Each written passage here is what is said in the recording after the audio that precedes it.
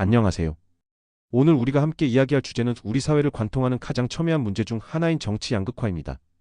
요즘 정치 이야기는 가족과의 식사 자리에서도 오랜 친구와의 대화에서도 조심스러울 정도로 민감한 주제가 되었습니다. 때로는 심한 말다툼으로 이어져 관계가 단절되기도 합니다. 왜 우리는 이렇게 서로에게 예민하게 반응하고 같은 현상을 보고도 전혀 다른 해석을 내놓는 걸까요? 이 질문에 대한 근본적인 답을 정치 양극화라는 키워드에서 찾아보고자 합니다.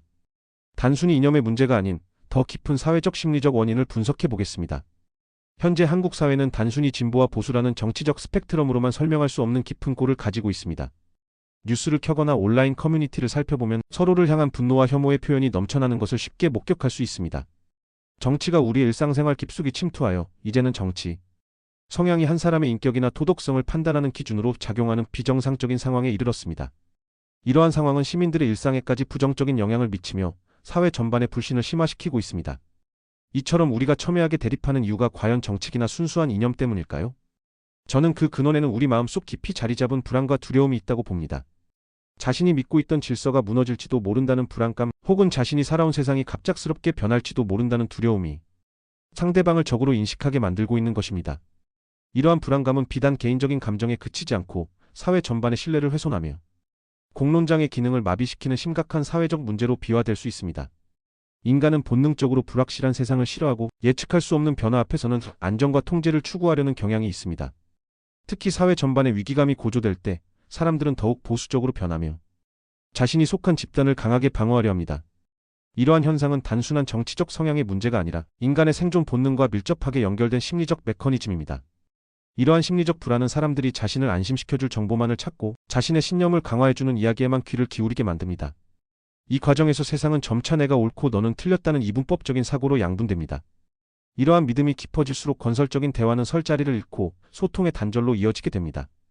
게다가 이러한 불안은 사회경제적 불평등과 맞물려 더욱 심화됩니다.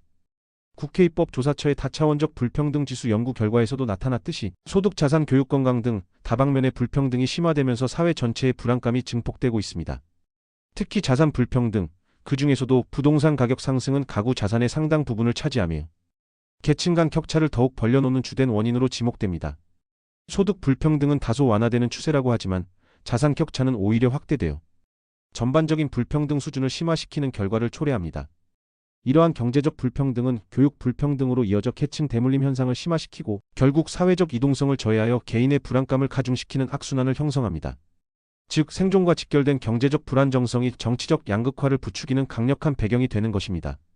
이러한 분열의 심리는 현대 미디어 환경, 특히 소셜미디어의 알고리즘에 의해 더욱 증폭됩니다. 우리가 온라인에서 좋아요를 누르거나 특정 영상을 시청하거나 댓글을 다는 모든 행위는 데이터로 축적되어 다시 우리에게 맞춤형 콘텐츠로 제공됩니다. 결국 우리는 자신이 보고 싶어하는 세상만을 보게 되는 확증 편향에 덫에 갇히게 됩니다. 비슷한 생각을 가진 사람들끼리만 모여 서로의 확신을 더욱 강하게 만드는 현상을 우리는 에코 체인버 또는 필터 버블이라고 부릅니다. 이 폐쇄적인 공간 안에서는 반대 의견이 아예 노출되지 않거나 설령 노출되더라도 쉽게 비판의 대상으로 전락합니다. 다른 생각을 가진 사람들은 이상한 사람이나 적으로 인식되면서 사회 전체가 공감 불능 상태에 빠지는 결과를 초래할 수 있습니다. 이러한 미디어 환경은 건강한 여론 형성을 방해하고 사회적 합의 토달을 어렵게 만듭니다. 게다가 사회적 불공정성에 대한 인식이 높아질수록 정치적 양극화는 더욱 심화될 수 있습니다. 공정한 경쟁을 통해 성공할 수 있다는 믿음이 약화되면 사회 시스템 전반에 대한 불신이 커지고 이는 자연스럽게 정치적 양극단으로 쏠리는 경향을 부추기게 됩니다. 정보의 편향적 소비와 불공정성 인식이 결합되어 시민들의 정치적 소외감과 적대감을 증폭시키는 것입니다.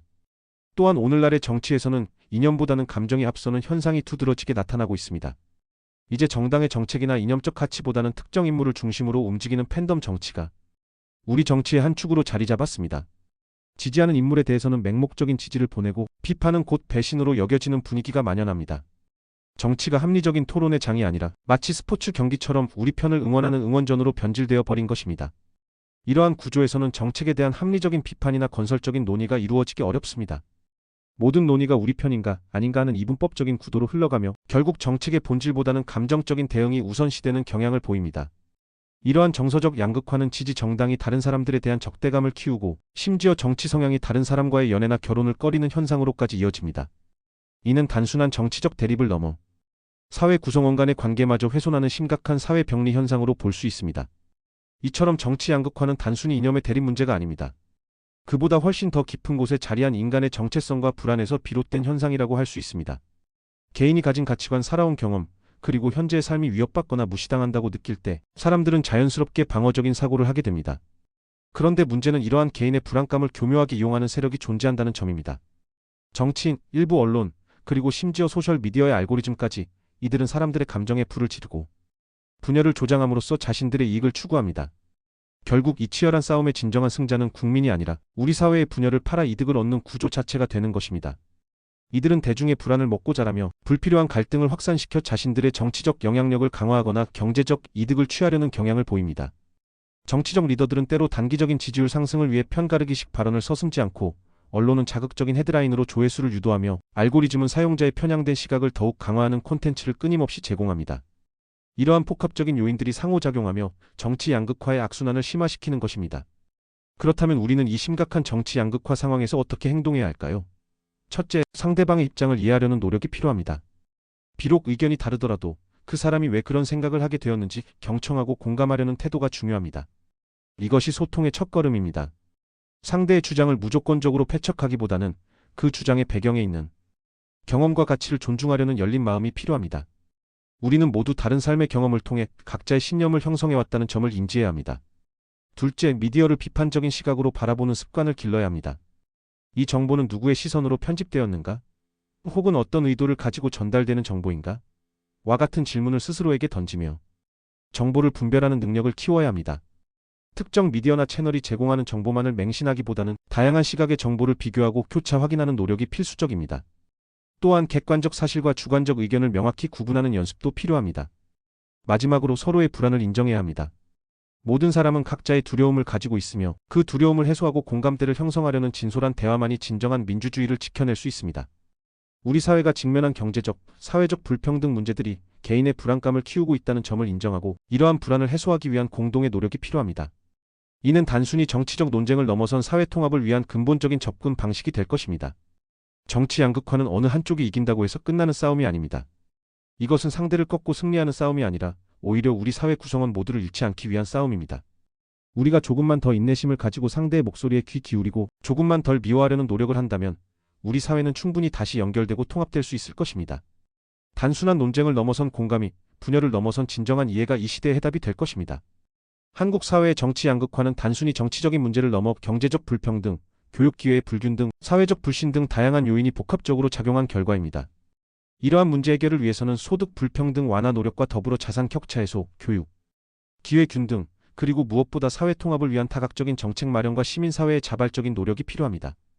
궁극적으로 우리는 서로 다른 의견을 가진 이들을 적대시하기보다 공통의 목표와 가치를 찾아 함께 나아갈 수 있는 길을 모색해야 합니다. 오늘도 제 이야기를 경청해 주셔서 진심으로 감사합니다.